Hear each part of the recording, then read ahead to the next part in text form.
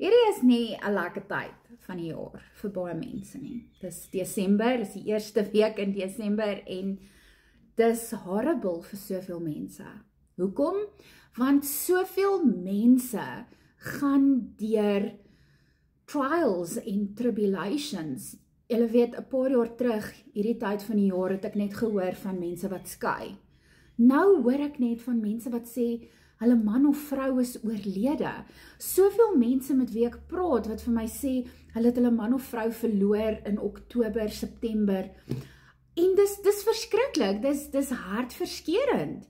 Soveel mense wat vir my sê, pastoor, ek het my werk verloor, of ek word so sleg behandel by die werk. Daar's net soveel mense wat deur soveel seer kry en soveel negativiteit gaan op die oomblik.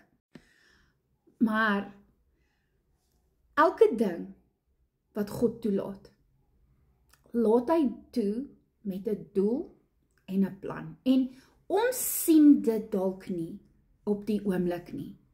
Want jy's in daai situasie. Ek sê altyd, jy weet, ander mense kan na my toe kom en ek gee vir hulle advies en ek kan hulle help en alles. Maar ek het ook iemand na wie toe ek kan gaan. Julle weet, ek het my inner circle. Ek het ook iemand na wie toe ek gaan as ek moedeloos voel, want as jy in jou eie situasie is dit moeilik om die lig aan die einde van die tonnel te sien. En dit wat jy vir ander mense sê en die advies wat jy vir ander gee, jy het ook daardie nodig. Maar ek wil vandag vir jou kom sê, die Here laat niks, maar niks toe in jou lewe. Maak nie saak hoe sleg dit is, hoe donker dit lyk nie. Hy laat dit nie net toe nie. Hy doen dit nie om jou te straf nie. Hy doen dit nie omdat hy kwaad is vir jou nie. Inteendeel, kyk na Job.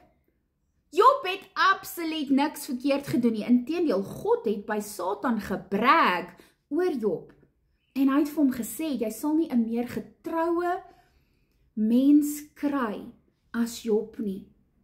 En ons weet, ons is nie meer onder die ou verbond nie, maar God laat dinge toe in jou lewe. Die seer kry, die verlies, die huwelik wat verbrokkel, die kinders wat nie met jou praat nie, die dood in die familie, die hartseer, die finansiële probleme, die werksverlies, al daai goed, laat God toe, omdat hy 'n plan het daarmee, want hy sê vir ons, wat die vyand bedoel het, vir sleg, gaan hy omdraai vir ons goeie. Jy moet onthou, we can't have a testimony without a test.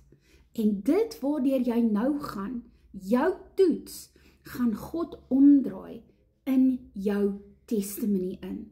En deur dit gaan God ander mense se lewens aanraak. So as jy sukkel vandag, as jy moeg is, as jy moedeloos is, moenie die handdoek ingooi nie. Reik uit, stuur 'n DM, stuur 'n comment op hierdie video, share dit met iemand, om hulle te bemoedig. Reik uit, sê asseblief bid vir my, ons het WhatsApp groepe, ons het 'n cancer support groep, ons het 'n selgroep elke Woensdag aand, wat mekaar elke dag bemoedig. Reik gerus uit en ek sal saam met jou bid. Ons sal saam met jou bid as Strength to Live Ministries. Jy hoef nie alleen daardeur te gaan nie. En regardless of ek of enige iemand anders vir jou bid, al voel jy so alleen, God sê, jy's nooit alleen nie. Jesus stap die pad saam met jou. So, julle weet wat ek altyd sê. Don't give up, don't give in, because our God is always working. Shalom.